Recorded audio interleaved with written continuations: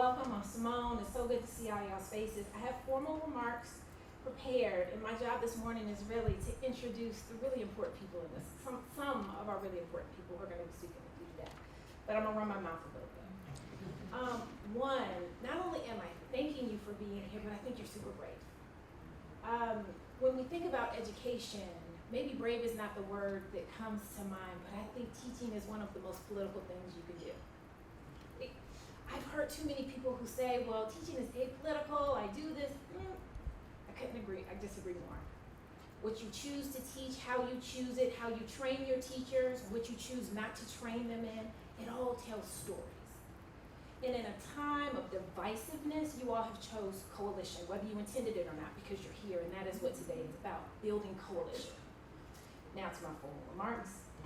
We're absolutely thrilled to have so many Maryland's key literacy partners in the room, district leaders and their literacy teams, faculty from higher education institutions who are leading teacher preparation, and our curriculum and technical assistance providers who work every day to support instruction in classrooms across the state. Let me take a moment right there. Higher ed and school systems together in the same room intentionally. Can we take a moment, right, to just honor that? So I prepare teachers. That's what I do. That's what I live and breathe. And what I know is too often there is a disconnect between the work that I do and the work that's being done in the classroom and the training that's being done in the classroom. And this is no disrespect to my higher ed colleagues, but we've got to be more intentional in the ways that we are engaging school systems, and I'm so thrilled that y'all are here today. It's summer, it's hot.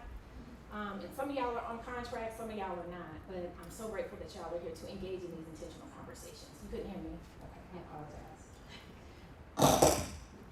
Thank you.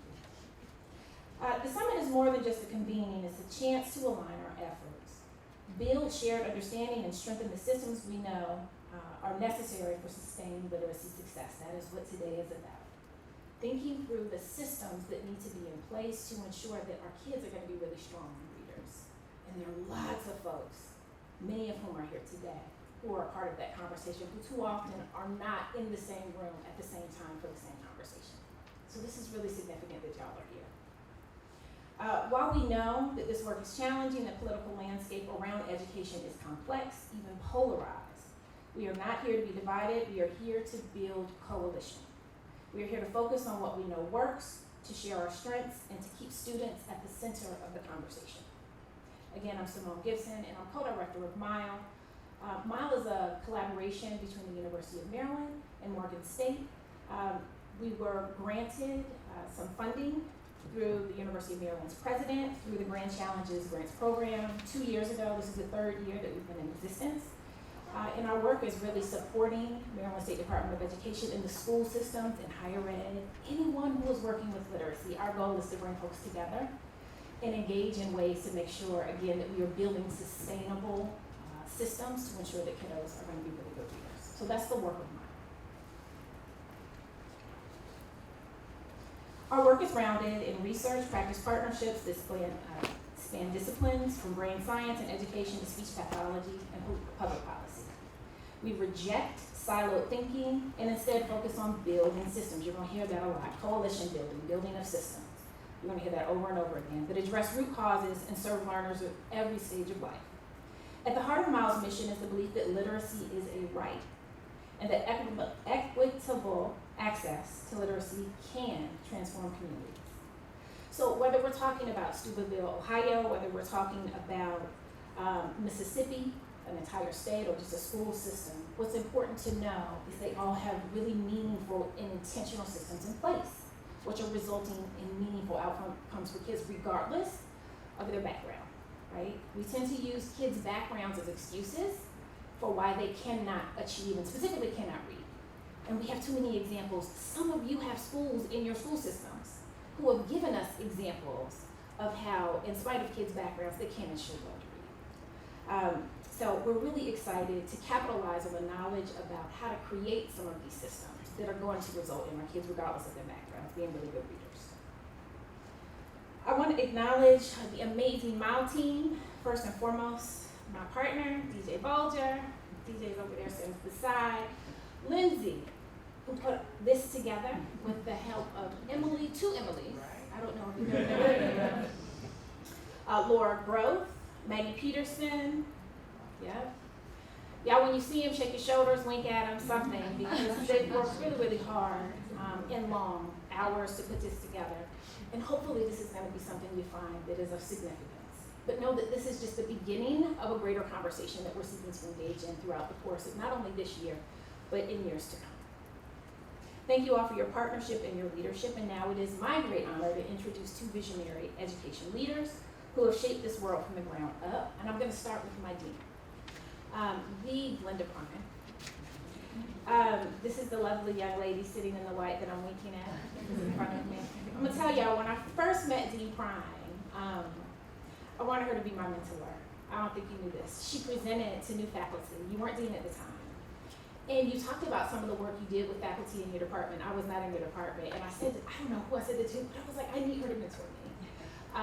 And fast forward some years, I get to work with the dean on a pretty consistent basis because I work in a center that she runs, but she's also just been a fearless supporter of all of the literacy work that we've been trying to do. I don't know if y'all know this, but we just got IDA accredited, which is really significant. And this is under the leadership of my dean and the support of my dean. So the work that we're doing is all about, we have really thrown our department on its head, like upside down, in terms of reinventing the department because we were losing students. Our students were going into the field and feeling like what they knew was not relevant to what they needed in the classroom. We had to have some very real and honest and tough conversations with ourselves, and the IDA work is a part of that. But thank you for your leadership, Dean Prime, and I'm gonna talk a little bit about her. She's the Dean of the School of Education and Urban Studies at Morgan State. This includes 3 departments and a number, and SUS, which is what it's called, it produces more PhDs than any other school in Morgan, which is significant. Over 25 years of research experience, Dean Prime holds advanced degrees in education and science from the University of West Indies in Trinidad. She's internationally recognized for her work in science, mathematics, technology education, and for shaping the preparation of future science educators.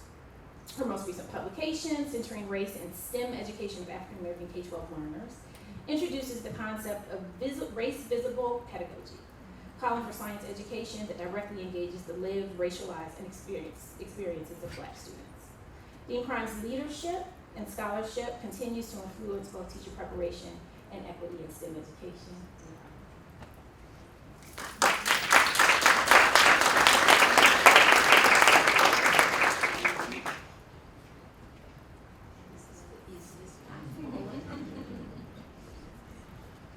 Thank you, Simone. I am very fortunate to have Simone in my school, and I have Dr. Darren Williams also in my school, doing great work.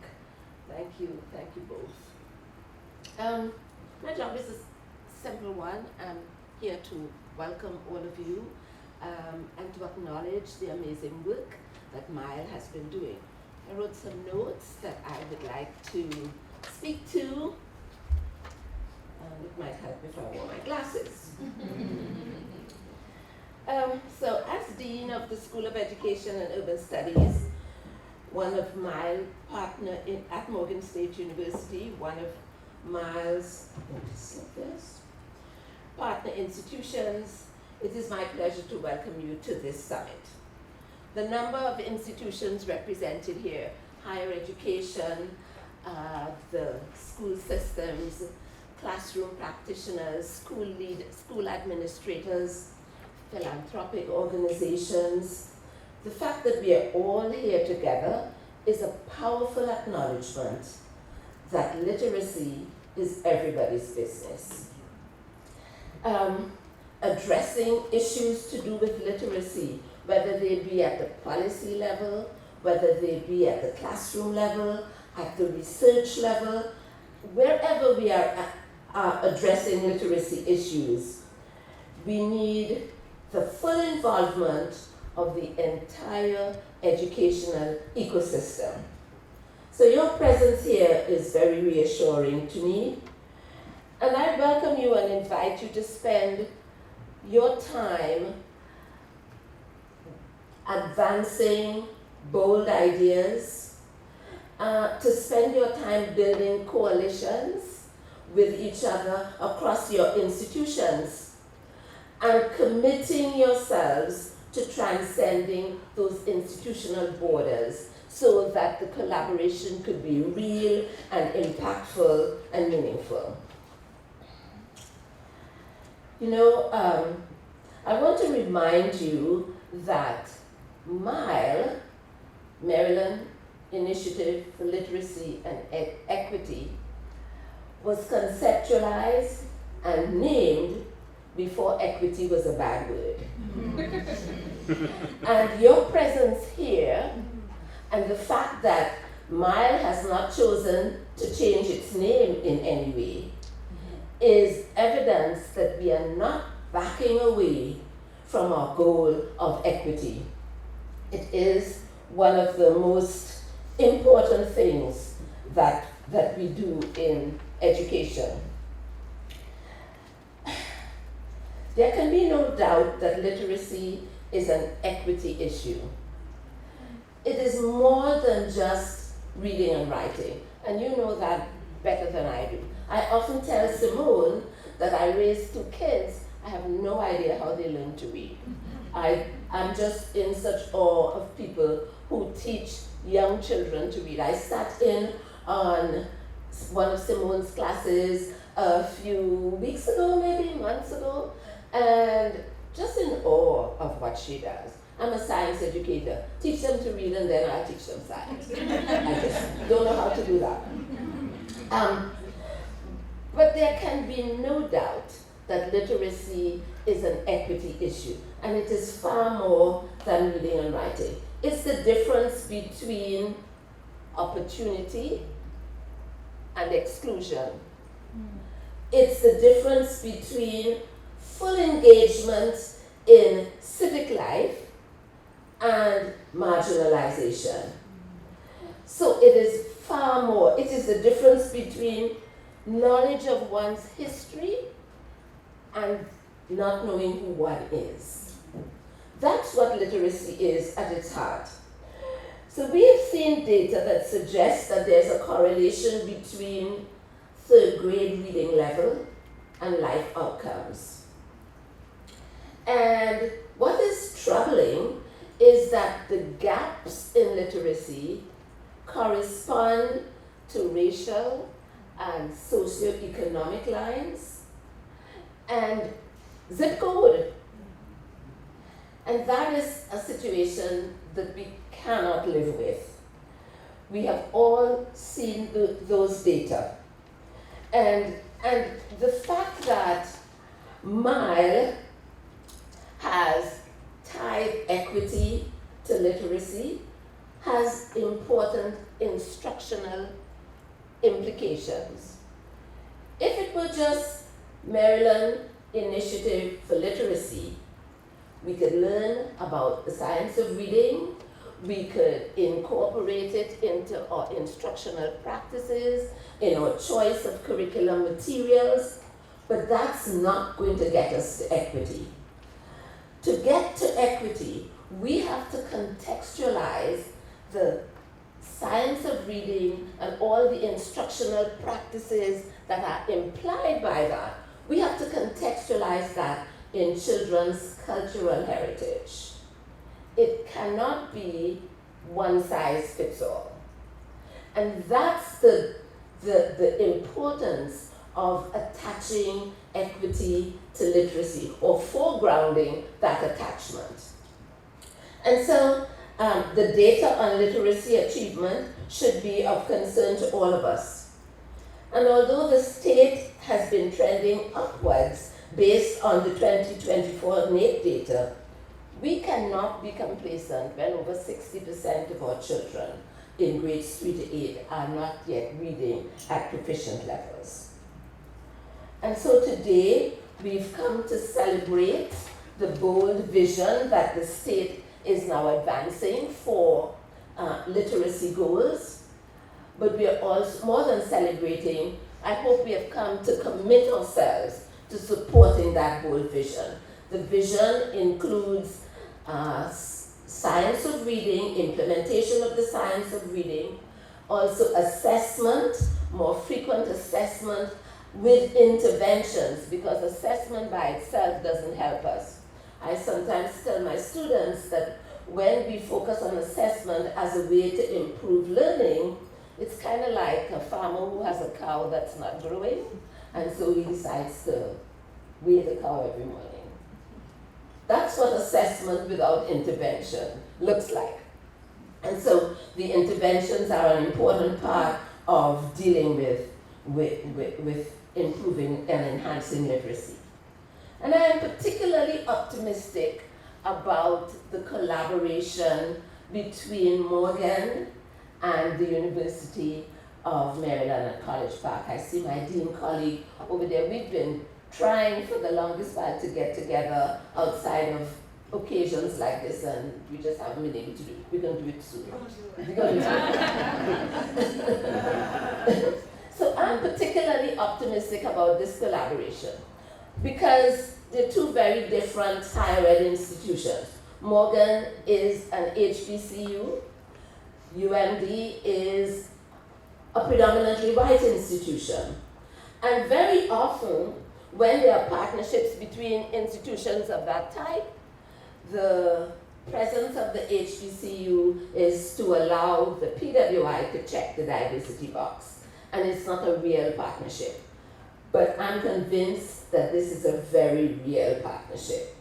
And I thank you, Simone and DJ, for the respectful collaboration that takes place between our institutions around this idea of this goal of literacy. Simone and DJ are equal partners, and Mile has the full support of the School of Education at Morgan and the University of Maryland. I want to say one more thing before I stop, and that is that we have recently at Morgan started a Center for the Elimination of Educational Disparities. And Simone is leading the literacy aspect of that work. We're excited about that, and all of the resources that we can bring to bear on the work of Mile and literacy, it's at your disposal. And perhaps it is not inappropriate at this time, Simone already said it, but it's not inappropriate for me to reiterate that we have just gotten IDA accreditation. It's all the work of Simone, and we are really very proud. We're very proud. We're the only HBCU with that accreditation. And I believe the only, just one other institution within the state that has IDA accreditation. It's going to allow us to advance, or it's an acknowledgement of the fact that we do equity work, that we are able to help children who are challenged to excel in reading. Simone told me once that when she's done with teacher candidates, they can teach anybody to read. And that's true. I just want to end by acknowledging the importance of the work that you do, thanking you for your commitment, and hoping that these 2 days, one and a half days that we spent together will be impactful, will renew your commitment, and give you some bold new ideas to advance the important work that you do. So thank you.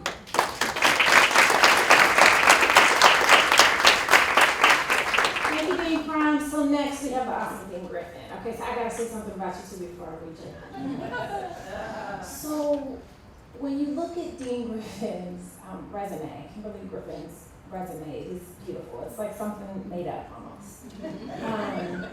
The exposure she's had, what she's written, where she's been, I mean, it's incredible. So before I met her, I've done a little research, and I assumed that I was going to meet someone who's kind of flying above everyone else, too good to speak. And I found you to be one of the most grounded people, so considerate. There was a panel you led, and some of your panelists said some things that literally made me want to throw my shoe, because I was real concerned about some of these comments. But you were so thoughtful and considerate, and kind of brought it, you know what I'm talking about, just wrapped everything up so nicely, but very smart, very intelligent, very considerate, very grounded. So that's my first introduction before I read this. Kimberly Griffin has served as Dean of the University of Maryland's College of Education since 2022, where she's been a faculty member since 2012. A nationally recognized scholar in higher education leader, she brings deep experience from roles at Penn State, Stanford, and UCLA. Griffin is a champion for equity, mentorship, and faculty diversity in higher education. Her research focuses on access, justice, and career development, which has been supported by NIH and SF, the Borough's Welcome Fund. She co-authored on being a mentor and led the Journal of Diversity in Higher Education as editor-in-chief, increasing its research impact.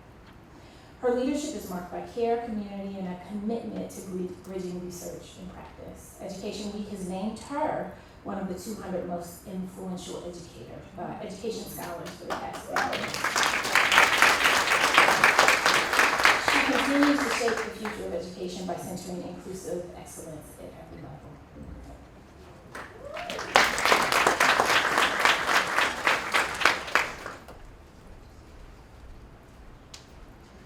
Simone, that was such a thoughtful introduction. Thank you. And hello, everybody. Ooh, is that okay? Yeah. All right. Welcome. It's really good to be with all of you. I looked up today, and it is the end of July.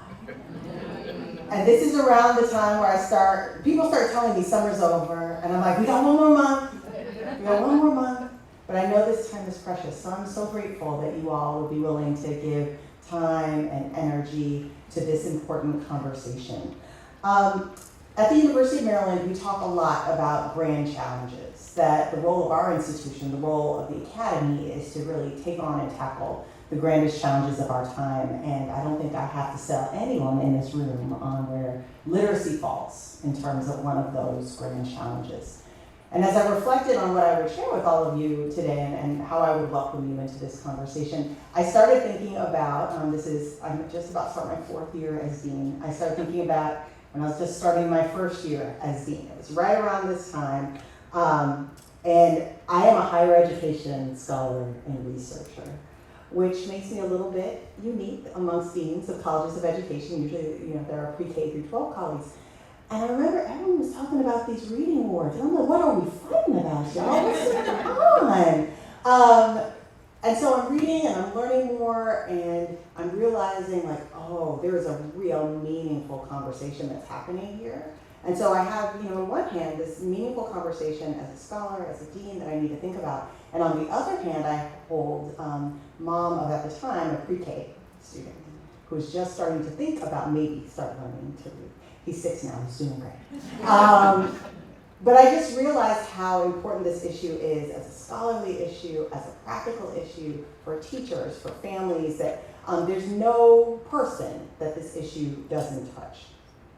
So I've learned a lot about the reading wars and literacy and the science of reading and the importance of being mindful and culturally inclusive in that practice in my time as dean. And to see Mile really come together and take flight the way that it's had is just one of my greatest prides as a leader at the University of Maryland. It aligns so beautifully with the university's commitment to being a public institution for the public good, but also to our College of Education's commitment to transforming education for good.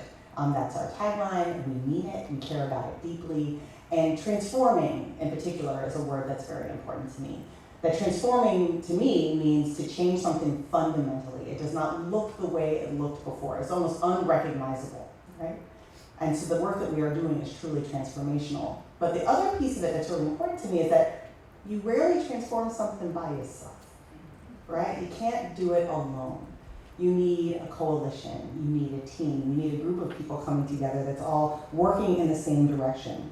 So the answers to the literacy challenges that we face in our schools, in our state, and across our country do not lie with one professor. The answers do not lie with one teacher. They do not lie with one school or one family or one district. They truly require everybody to be sitting at the table. So when I think about the beauty of what Mile is doing, what DJ and Simone have done, it's interdisciplinary. right? So the answers don't even just lie in education. They lie in speech and language pathology and the arts and humanities, that we need everybody at the table. But the answers don't lie at one institution. Make no mistake, this partnership, this work does not happen without Morgan State University. It does not happen without them. I'm so grateful and so glad that we both are at the table and that we are meaningful partners in this work. Everything that Dean Prime said about the unfortunate history, the unfortunate reputation that PWIs have earned around how they partner with HBCUs is 100% true, and it really brings me great joy to see the ways that we are shifting and challenging that paradigm in this partnership. So I'm so glad that you two have come together to do this work. And then the second piece of it is that higher education cannot, must not work alone in trying to solve these problems. That oftentimes, again, we have a well-earned reputation of looking at a problem that takes place in pre-K through education and pondering it and thinking about it and turning it around and maybe proposing some solutions for it without talking to a single teacher or a single school leader or a single district, that there is wisdom, there's expertise, there is knowledge lying in our communities that we need to bring to the table and share space in terms of how we're going to move forward together. So in our college, I often say that no one faculty member, no one unit, no one student has a problem. We have a problem. So I would say no one school, no one student, no one teacher, no one faculty member has a problem or a way that they're trying to understand literacy. We have a problem. We have a challenge in front of us, and we are coming together to try to solve it together. This is just one step on a long journey, but we gotta take the first step, right? So I'm really pleased that we're all here in this room together. I'm honored to be in partnership with all of you. Please know that you have the full support of the College of Education, the University of Maryland, in doing this work and moving it forward. And I just really, really appreciate all of you and your investment in our common good and in our future. Thank you so much.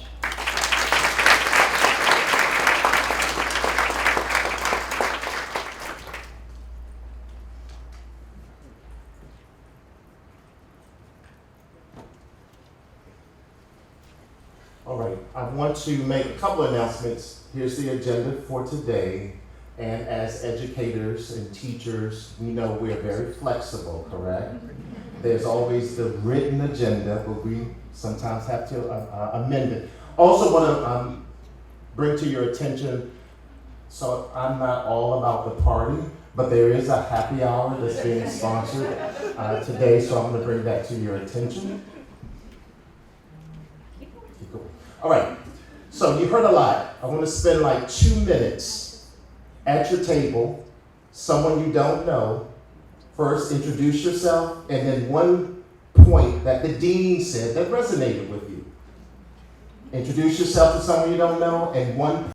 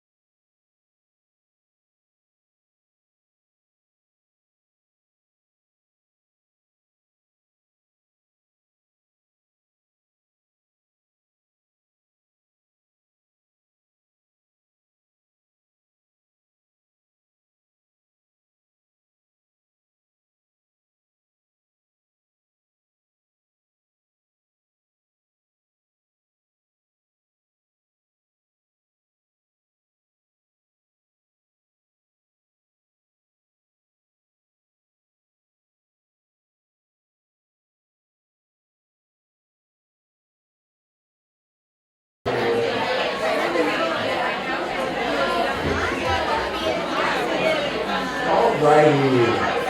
30 seconds.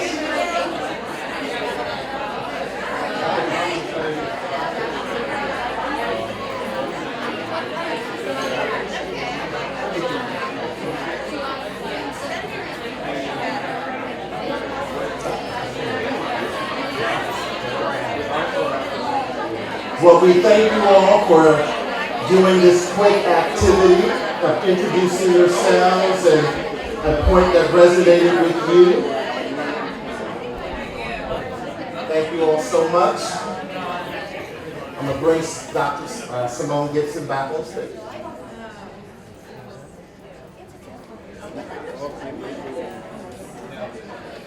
So, y'all, this QR code here is going to give you access to not only the agenda, but summit material, so feel free if you want to access this. So we have our next guest speaker here who's going to talk to y'all for a few minutes. So let me get some grounding, because some of y'all, I see it in your eyes, that glazed over look. Because it's like, who are these people? Why do they keep speaking to us? Like, we're here to do some work.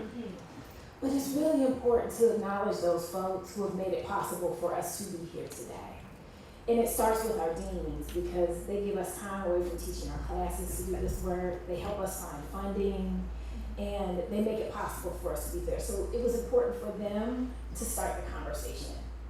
And now we're going to bridge the higher ed piece to folks like Dr. Kirwan, who are creating infrastructure for policies that they're also helping to put in place. So at this point, we're going to hear from Dr. Kirwan, and I'm going to introduce you. And then we're going to see a video from Dr. Chelsea Brewer, who is the new head of literacy at MSDE. And you may say, well, where is she? Where's our MSDE family? If you're here, just raise your hand, please. I know that we're helping check us in. So after, just so you know, maybe TMI, but after we started planning this, there was an emergency board meeting that was put on the schedule. So a lot of our MSDE family that were supposed to be here, quite literally, were called out to present. So you'll see them later in the day today as well as tomorrow. But MSDE, without them, we wouldn't be here doing this work. So just know you see them, wink at them, shake your shoulders. But as the day comes on, you'll see more, and we'll have a greater presence tomorrow, concluding with remarks from Dr. Josh Michaels and Dr. Carrie Wright. Now on to our bridge from practical to policy. Dr. Brit is here. He's going to speak with us just for a few minutes. Dr. Kirwan is a nationally recognized leader in higher education known for advancing access, affordability, academic innovation, and diversity. He served as chancellor of both the University System of Maryland for 13 years, following presidencies at both Ohio State University, the University of Maryland, and the University of Maryland College Park. He also spent 24 years as a faculty member at UMD. Dr. Kirwan chaired the Commission on Innovation and Excellence in Education. And just so you know, what I was familiar with was the Thornton Commission and the work that did here in the state of Maryland. But I was really excited about the work of the Kirwan Commission, which has resulted now in the Blueprint for Maryland's Future, which is a landmark education reform plan that's impacting, I think, about everybody in this room. It's focused on equity, equality, and long-term investment in Maryland schools. His leadership follows in the legacy of the Thornton Commission. A respected voice in education reform, he continues to shape national conversations on higher education's role in economic development and academic transformation. Dr. Brit. Thank you.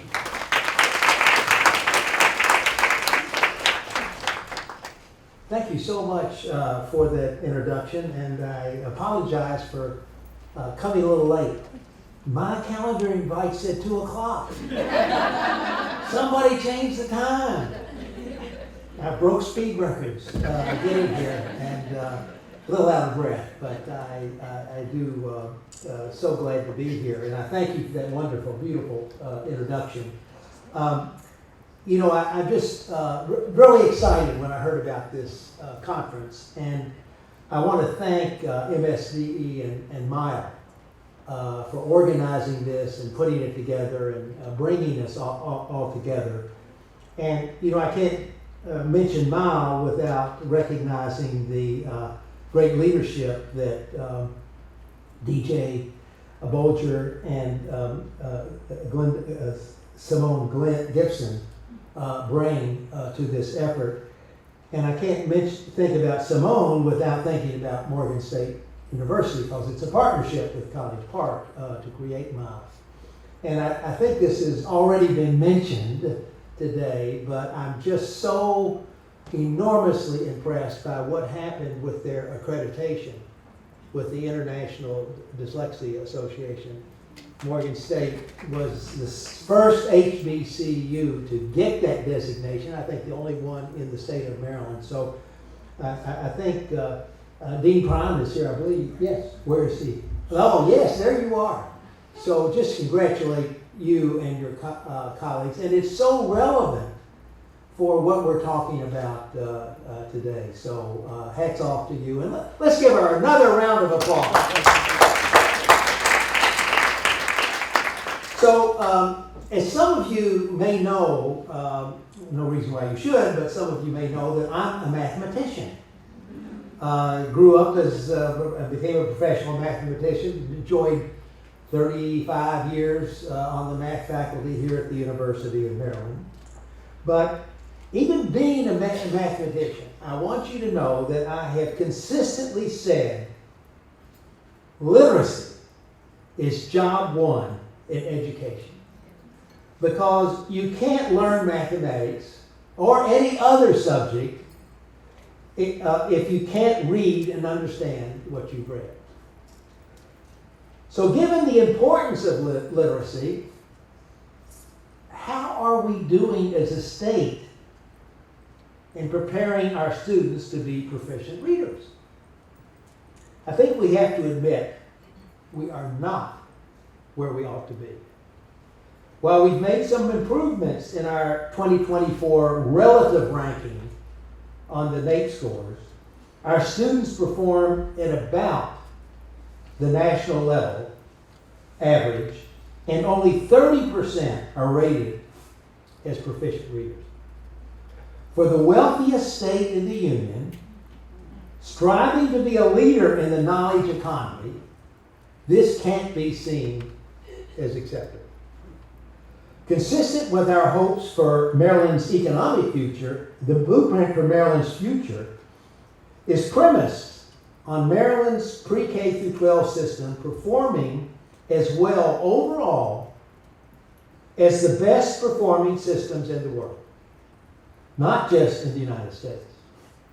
Clearly, we have a long way to go to achieve this goal, and literacy is the place to start. As an intermediate step, MSDE, and I'm very pleased about this, has set a goal of Maryland ranking among the top 10 in NAEP literacy scores by 2027. Last time I checked, this is 2025. That's not far away, so we got a lot of work to do. What excites me about this moment and this summit is that I believe the stars have aligned to make this top 10 goal and much, much more possible. Just think about it. MSD and AIB, the Accountability and Implementation Board on which I serve, have locked arms in many areas, but they've locked arms in declaring literacy as a top priority for the blueprint implementation. MSD and AIB have partnered with MILE to elevate and prioritize literacy and equity for every student in Maryland. Working with MILE, we've developed a consistent statewide policy in our approach to literacy instruction.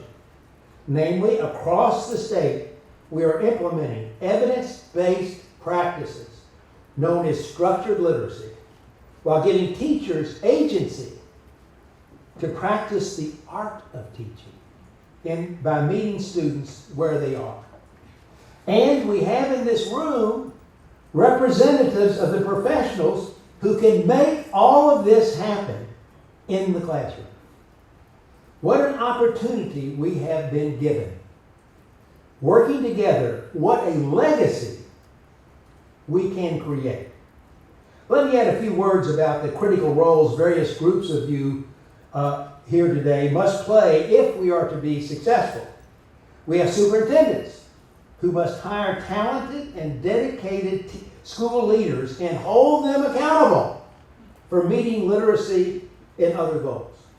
We have school principals who must serve as instructional leaders, fostering school-wide cultures promoting literacy and helping teachers and parents understand why literacy is job one. Why getting and keeping students on track in reading and writing is so important, and providing intermediate interventions when they're not. We have higher education leaders who must prepare our next generation of teachers and ensure these future teachers are trained in the latest research-based pedagogy on the science of reading and are equipped with the skills necessary to enable all students and different types of learners to succeed. What's critically important here is that our teacher education programs work in partnership with their district and school partners to build strong teacher induction programs with feedback loops for continuous improvement of our teacher preparation programs. The bottom line is that our teachers must be well prepared to teach all students how to read and how to comprehend what they read. This requires excellent pre-service preparation, in-service professional development, and ongoing support from fellow teachers and experienced coaches. Earlier I mentioned the Blueprint for Maryland's Future. As I'm sure you are all aware, the blueprint is built on 5 pillars and calls for significant systemic change in Maryland's pre-K through 12 system. And it calls for an infusion of billions of new dollars over a 10-year implementation period. Billions of dollars. With such a significant investment, the states and public expectations for the blueprint, once it's fully implemented, are extremely high, as they should be. As I noted, the goal is for our system to perform as well for our students as the best performing system in the world do for theirs.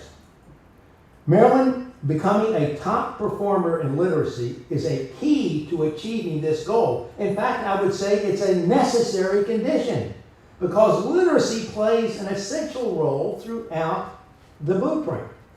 For example, Pillar 1 is about early childhood education. The blueprint is going to greatly expand access to high-quality early childhood education, making it possible for all low-income students to have free, high-quality, full-day preschool as a 3-year-old and a 4-year-old.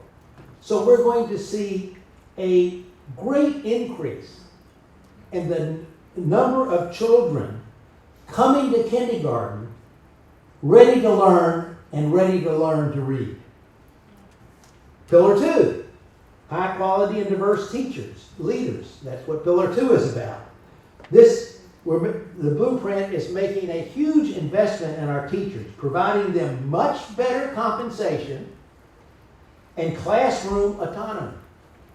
All intended to ensure we have ample numbers of well-prepared and well-equipped teachers to, among other things, teach every student reading and writing using evidence-based strategies. Pillar 3, college and career readiness, sets the expectation that students demonstrate college and career readiness in reading and mathematics by the end of the 10th grade. We're setting a high bar and offering personalized support where needed. No more social promotion, no more lost potential. Pillar 4, make resources for increase resources for students who need them most. This is a targeted investment in the blueprint to schools serving high concentrations of poverty, providing additional resources for English learners and students with disabilities. including tutors for literacy and math, and in-school and after-school enrichment programs. Equity is at the heart of the blueprint, and we are committed to lifting all students, especially those faced with challenging personal circumstances. Let me offer a few concluding thoughts. Success with the blueprint will require systemic change. No single classroom, no one district, no teacher program can do this alone. We need to work together to make sure every student has access to high-quality teachers and effective instructional practices. This summit sets the stage for the work we must do. I hope we can emerge from this summit committed to working collaboratively, utilizing data in decision-making, setting high expectations for ourselves and our partners, and always keeping student success as our driving motivation. Throughout today and tomorrow, I urge you to think boldly, think systemically, and think collaboratively. Finally, let me emphasize our approach to literacy is not just about decoding words on a page. It's about giving students the tools to understand, to communicate, to participate, and to become lifelong learners. It's about ensuring that a student in West Baltimore, on the Eastern Shore, or in Western Maryland, or anywhere else in Maryland, can access the promise of a world-class education. And it's about honoring the core belief that every child can learn to read and write at high levels if we provide the high-quality instruction, support, and opportunities they deserve.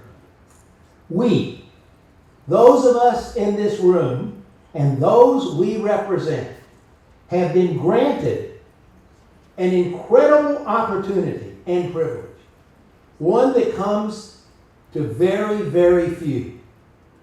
Because of the blueprint, working together, we can significantly elevate the literacy and education levels of Maryland's children, now and for generations to come. What a legacy that would be. A quote from John Fitzgerald Kennedy seems very appropriate to me at this moment in Maryland with our rare and precious opportunity to advance the education level of our children. If not now, when?